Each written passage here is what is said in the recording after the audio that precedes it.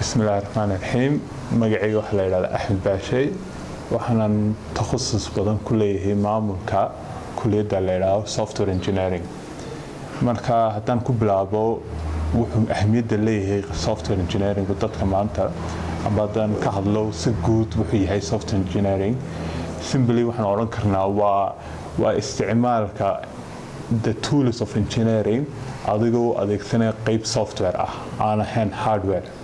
marka tusaale ahaan oo kale maanta dawaan naqaana computers iyo fax machines iyo mobile phones waxa soo dhan waxay hoos yimaadaan electronics wax la yiraahdo laakiin dadku ku shaqeeya inay sameeyaan systemka ku shaqeeyo electronics kaasi oo ah software waxa weeyaan waxa la yiraahdo software engineers marka kuliyadan waa mid maanta runtii marka laga hadlo dalkeenu mid aad u baahan yahay sababo badan oo kamid ah ma jiraan dad badan oo xirfad ku leh inay ka shaqeeyaan systemka iyagoo barto coding amba programming skills laga baahan yahay inuu xirfada ku noqdo mid uu horumarin karo systemyada electronics qofku inuu ogaado how the system works gudaha inuu ka ogaado taasi waa mid ilaa India marka la tago ilaa Mareykan ilaa Ingiriisiga waa fields-ka ugu caanka ah oo la hubo ardaygaasi inuu shaqo ku heli karo isla markaana shirkadu noqonayo shaqaalaha ugu muhiimsan in that company taamarkan ku gudbo baahida kale ee ku leedahay dalka waxaan IT sector-ka marka sideedaba laga hadlayo wad ogtihiin waxa jira networking waxa jira alaan computer engineering oo isugu sida management oo kale ka hadli kara laakiin software engineer-ku waa rare ama waxaan oran karaa naadir in la arko jaamacado badan oo bixiya taasi marka waxay tusaa inay jirto gap far badan oo ardaydii maanta inuu qofku hadduu galo ku soo baxo inuu isla markiiba uu shaqo ku heli karo at the same time na wax uu niyadiisu ka raali tahay oo waayo marka la eego sameyda koorsada kale kasi challenging you will be learning how to do qaabka kale logic oo kale shaqeynayso inaad isku xidhid maxaa la yiraahdaa laba system oo kala duwan oo kale marka tusaale kale website sameynayso oo kale kaliya ma baranaysid front interface-ka sida dusha oo kale laga design garay website-ka laakiin waxaad baranaysaa database-kiisa aad u sameyn lahayd SQL haddii noqoto ama ku kaleba waxaad sameyn lahayd qaabkii oo kale aad isku wada xidhi kar lahayd maxaa la yiraahdaa website-ka iyo cloud system-kii oo maanta iyadoo cilmi cusub soo in the last 4 years marka waxa soo dhan waa waxyaabaha qofku hadduu barto aan hubo si maadaama in badan arinka kala shaqeeya ardaydeedii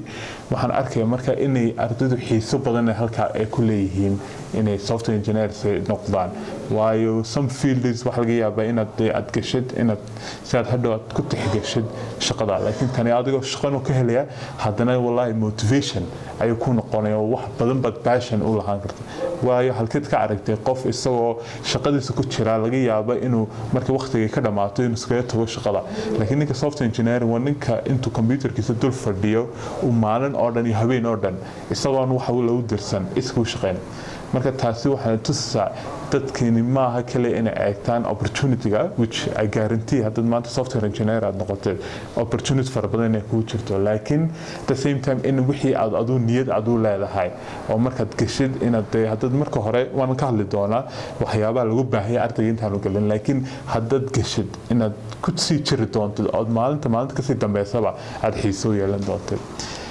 haddaan imika u galo okay yaa u qalma ama yaa maxaa laga rabaa qofka intaanu gelin software engineering kuliyadaasi qofka waxaan badanaa la taliyay inuu horta halka laba meelood inuu ku wanaagsanaado qayb waa horta qaybta xisaabaadka arday aan runtii xisaabta ku wanaagsanayn way ku adkaani doontaa inta hore waa la qabsan karaa laakiin in hadhow uu ku sii jiro fiilkaasi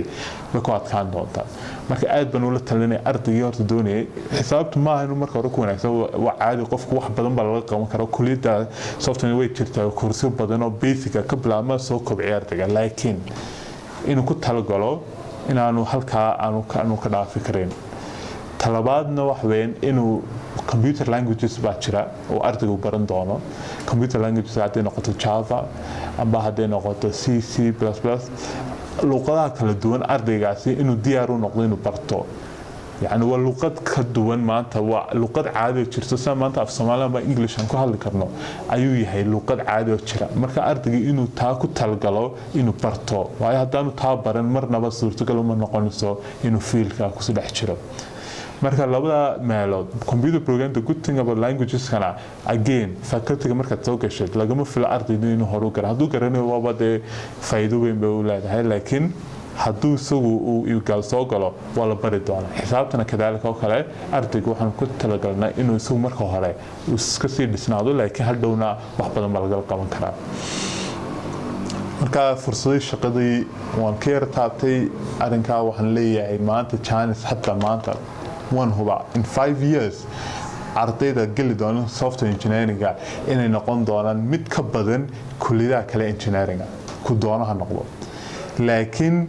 maanta qofka gala experience in 5 years uu lahaanayo de ardayga ku cusub ma lahaan karo fiil walbana wad ogtihiin qofka ku horeeya ayaa hadhow fursadihiisa ka chance badan tahay qofka kale marka IT sector-kuna waa mid sii socda oo mid koreya weeyaan qayb walbana way saameysaa haddii maanta gaadhiyeed wadatid wax laga yaashan soo ka bacdi gaadhida inaad maqasheen company cusub soo baxay Uber la yiraahdo shirkadihii baa imka gaadhi marka wax laga gaadhigan aad manual amba automatic aad ku wadid inaad gabiisaba aad software uu ku shaqeeyo gabiisa uu yahay mid automated ah taasi marka aan waxaan ka sheegay qofka fursadda doonaya inuu galo hadda waqti ka haboon ma jirto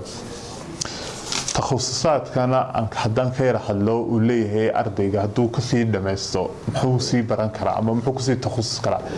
hota san hore u yar taabtay software engineering waa qayb ka mid ah computer engineering amba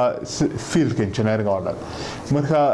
wax badan buu adan si kale u dhigo wax badan buu la wadaagaa fields kan kale sadad software engineering noqotay